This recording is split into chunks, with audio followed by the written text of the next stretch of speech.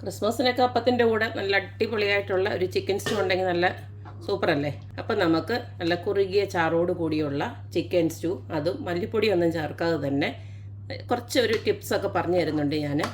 അതൊക്കെ ചേർത്തിട്ട് ഇതുപോൽക്കൊന്ന് വെച്ച് കഴിഞ്ഞാൽ ആരും കൊതിക്കുന്ന രീതിയിലുള്ള ഒരു ചിക്കൻ സ്റ്റൂ ആർക്ക് വേണമെങ്കിലും നല്ല അടിപൊളിയായിട്ട് ഉണ്ടാക്കിയെടുക്കാം. അപ്പം നമുക്ക് ഈ റെസിപ്പി എങ്ങനെയാണ് ഉണ്ടാക്കുന്നതെന്ന് നോക്കിയിട്ട് വരാം.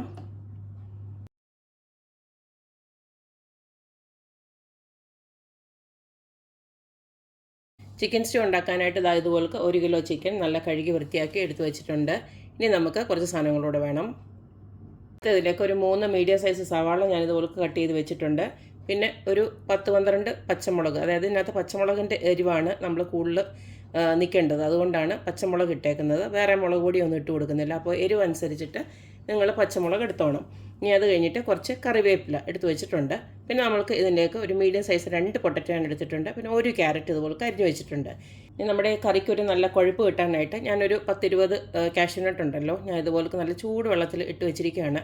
ഇത് നല്ലതായിട്ടൊന്ന് കുതിർന്ന് വരുമ്പോൾ നമുക്കൊന്ന് അരച്ചെടുക്കണം. ഇതിപ്പോൾ ഞാൻ തേങ്ങാപ്പാലാണ് എടുത്ത് വെച്ചിരിക്കുന്നത്. ഒരു തേങ്ങയുടെ പാലാണ്, അതായത് 1-ാം പാലും 2-ാം പാലുമായിട്ട് എടുത്ത് വെച്ചിട്ടുണ്ട്. ഇനി നമുക്കത് ഉണ്ടാക്കാൻ തുടങ്ങാം.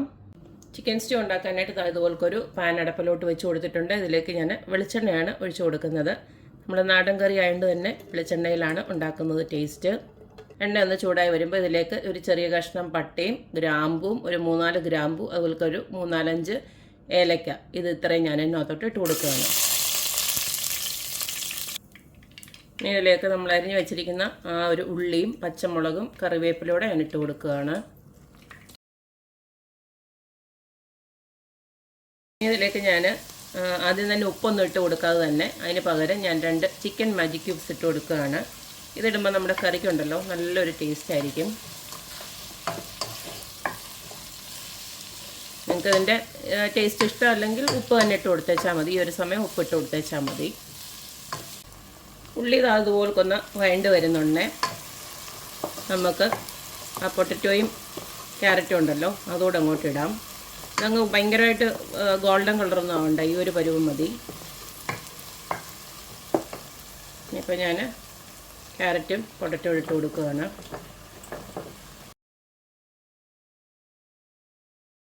ഞാൻ അടുത്തതിലേക്ക് നമ്മൾ കഴുകി റെഡിയാക്കി വെച്ചിരിക്കുന്ന ചിക്കനോടെ ഞാൻ അങ്ങോട്ട് ഇട്ട് കൊടുക്കുകയാണ്.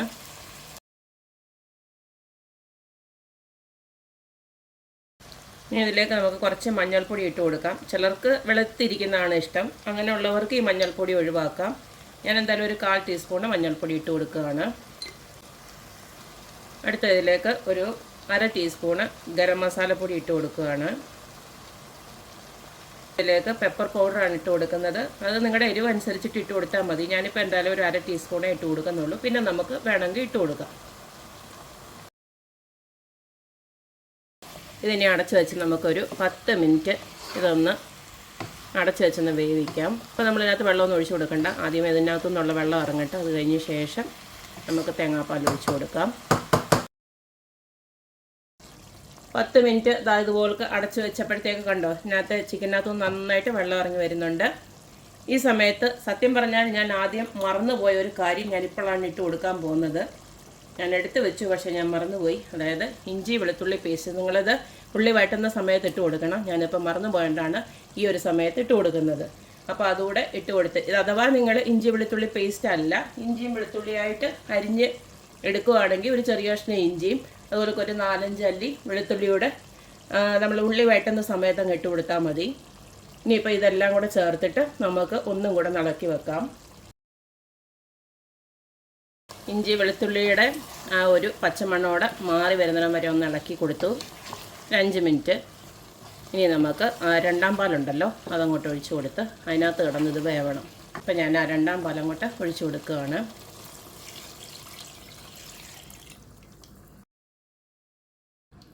ഇതിനെ അവിടെ കിടന്ന് വേവട്ടെ. ഈ സമയം വേണമെങ്കിൽ നമുക്ക് ഉപ്പൊന്ന് നോക്കിയിട്ട്, നമ്മൾ ഉപ്പ് ഇട്ട് കൊടുത്തിട്ടില്ല ഇതുവരെ, ഉപ്പ് വേണമെങ്കിൽ ഈ സമയത്ത് ഒന്ന് ഇട്ട് കൊടുക്കാം. ഇത്തിരി ഉപ്പ് ഞാൻ ഇട്ട് കൊടുക്കുകയാണ്. ഒരു 1/2 ടീസ്പൂണ് ഉപ്പിട്ട് കൊടുക്കുകയാണ്. ഇനി അടച്ച് വെച്ച് നമുക്കൊരു അരമണിക്കൂർ വേവിച്ചെടുക്കാം. ചിക്കൻ വേവുന്ന നേരം കൊണ്ട് നമുക്ക് ഇതിനൊന്ന് കടുക് വറക്കാനായിട്ട് ഇതുപോലൊരു ചെറിയ പാൻ ഞാൻ അടപ്പിലോട്ട് വെച്ച് കൊടുത്തിട്ടുണ്ട്. സെയിം വെളിച്ചെണ്ണ തന്നെ നമുക്ക് കുറച്ചൊന്ന് ഒഴിച്ചു കൊടുക്കാം. ഇതിലേക്ക് നമുക്ക് കുറച്ച് കടുക് ഇട്ട് കൊടുക്കാം. കടുക് പൊട്ടി വരുമ്പോൾ നമുക്ക് കുറച്ച് കൊച്ചുള്ളിയും കറിവേപ്പിലയും അതുപോലെ തന്നെ ഡ്രൈ ചില്ലി അതായത് ഉണക്കമുളക് കൂടെ ഇട്ട് കൊടുക്കുകയാണ്. ഈ കൂട്ടത്തിൽ തന്നെ ഞാൻ കുറച്ച് അണ്ടിപ്പരിപ്പ് കൂടി ഇതിനകത്ത് ഇട്ടിട്ട് കൊടുക്കുകയാണ്. ചുമ്മാ കാണാൻ ഒരു ഭംഗിക്ക് വേണ്ടിയിട്ടാണ്. നിങ്ങൾക്ക് വേണമെങ്കിൽ മാത്രം ഇട്ട് കൊടുത്തേച്ചാൽ മതി.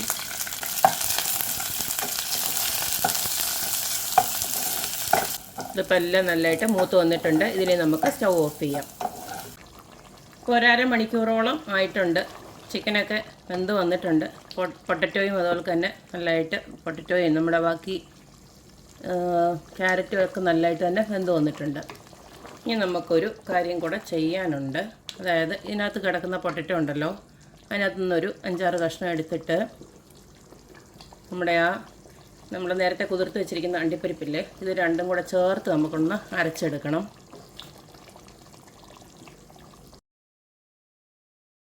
അത് ചെയ്യുന്നതെന്ന് വെച്ച് കഴിഞ്ഞാൽ നമുക്ക് ഈ ഒരു കറിക്ക് നല്ലൊരു കൊഴുപ്പ് കിട്ടാൻ വേണ്ടിയിട്ടാണ്. നമ്മൾ മല്ലിപ്പൊടി ഒന്നും ചേർത്തില്ലല്ലോ, അതിന് പകരമാണ് ഇങ്ങനെ ചെയ്യുന്നത്. ഇനി അഥവാ നിങ്ങൾക്ക് അരയ്ക്കാൻ മടിയാണെങ്കിൽ ഈ ഒരു പൊട്ടറ്റോ ഉണ്ടല്ലോ, ഇതിങ്ങനെ ഒന്ന് ജസ്റ്റ് ഒന്ന് ഇതുപോലെ തന്നെ ഇങ്ങനെ നാക്കിയിട്ട് ഒന്ന് ഉടച്ചുടച്ച് ഇങ്ങനെ കൊടുത്താലും മതി. ഇതുപോലെ ഒന്ന് ഉടച്ചു കൊടുത്താൽ മതി. അപ്പോഴും കുറുകിക്കോളും. ഇങ്ങനെ നാക്കിയാൽ മതി. കണ്ടില്ലേ, പൊട്ടറ്റോ വെന്തിട്ടുണ്ട്. അപ്പോൾ ഇതുപോലൊക്കെ നാക്കി എടുത്താൽ മതി. അപ്പോൾ ഞാനിതൊന്ന് അരച്ച് ചേർക്കാൻ പോവാണ്. അപ്പോൾ പൊട്ടറ്റോയും കാഷ്യൂനട്ടും കൂടെ ഞാൻ നന്നായിട്ട് ഇതുപോലെ അരച്ചെടുത്തിട്ടുണ്ട്. ഫൈനായിട്ട് അങ്ങോട്ട് ചേർത്ത് കൊടുക്കാം. നമുക്ക് അവസാനമായിട്ട് നമ്മുടെ 1-ാം പാലൂടെ ചേർത്ത് കഴിഞ്ഞാൽ നമ്മുടെ അടിപൊളിയായിട്ടുള്ള ചിക്കൻ സ്റ്റൂ റെഡിയായി. ഇനി 1-ാം പാൽ ഒഴിച്ചതിന് ശേഷം ഒരുപാടങ്ങ് തിളയ്ക്കൊന്നും വേണ്ട, ജസ്റ്റ് ഒന്ന് ചൂടായി വെച്ചാൽ മതി. ഈ സമയം ഉപ്പ് എരിവൊക്കെ നോക്കിയിട്ട് വേണമെന്ന് വെച്ച് കഴിഞ്ഞാൽ ഇട്ട് കൊടുക്കാം. കണ്ടില്ലേ, ഇപ്പം നല്ല കുറുകി തന്നെ കിട്ടിയിട്ടുണ്ട്. മല്ലിപ്പൊടിയൊന്നും യൂസ് ചെയ്യാതെ തന്നെ നല്ല അടിപൊളിയായിട്ടുള്ള ചിക്കൻ സ്റ്റൂ ഇവിടെ റെഡി ആയിട്ടുണ്ട്. നിങ്ങൾക്ക് മല്ലിയിലയൊക്കെ ഇഷ്ടമാണെങ്കിൽ ഈ സമയത്ത് മല്ലിയിലയൊക്കെ വേണമെങ്കിൽ ചെറുതായിട്ട് നുറുക്കി ഇട്ട് കൊടുക്കാം. കടുക് വറുത്തതിൽ കുറച്ചുകൂടി ഞാൻ അങ്ങോട്ട് ഇട്ട് കൊടുക്കുകയാണ്. കുറച്ച് ഞാൻ നമുക്ക് ഗാർണിഷ് ചെയ്യാൻ വേണ്ടി വെച്ചേക്കുവാണ്.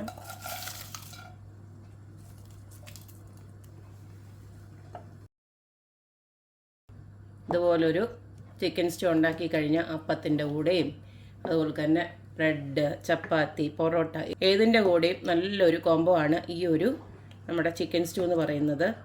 നല്ല ടേസ്റ്റാണ്. ഇതൊന്ന് വെച്ച് നോക്കി കഴിച്ചാലേ നമുക്കതിൻ്റെ ഒരു രുചി അറിയത്തുള്ളൂ. സിമ്പിളാണ് താനും, വളരെ എളുപ്പത്തിൽ നമുക്ക് ഉണ്ടാക്കാൻ പറ്റും. ആകപ്പാടെ ഒരു മെനക്കേടെന്ന് പറഞ്ഞു കഴിഞ്ഞാൽ തേങ്ങാപ്പാൽ എടുക്കുന്ന മാത്രമേ ഉള്ളൂ. ഇപ്പോൾ തേങ്ങാപ്പാലൊക്കെ വേണമെങ്കിൽ വാങ്ങിക്കാനും കിട്ടുമല്ലോ, അത് ചേർത്താലും മതി, കുഴപ്പമൊന്നുമില്ല. എന്തായാലും അടിപൊളിയായിട്ടുള്ള ഈ ഒരു ചിക്കൻ സ്റ്റൂ എല്ലാവരും ക്രിസ്മസിനൊക്കെ ഒന്ന് വെച്ച് നോക്കുക. ക്രിസ്മസിന് മാത്രമല്ല കേട്ടോ, ഏത് സമയത്തും വെക്കാം. ഇപ്പോൾ ക്രിസ്മസിന് അപ്പത്തിൻ്റെ കൂടെ നമ്മൾ സ്ഥിരമായിട്ട് വെക്കുന്നതാണല്ലോ. അപ്പോൾ ഇത് നന്നായിട്ടൊന്ന് ചൂടായിട്ടുണ്ട്. ഇപ്പം നമുക്കിനി സ്റ്റൗ ഓഫ് ചെയ്യാം. അത്രയേ ഉള്ളൂ.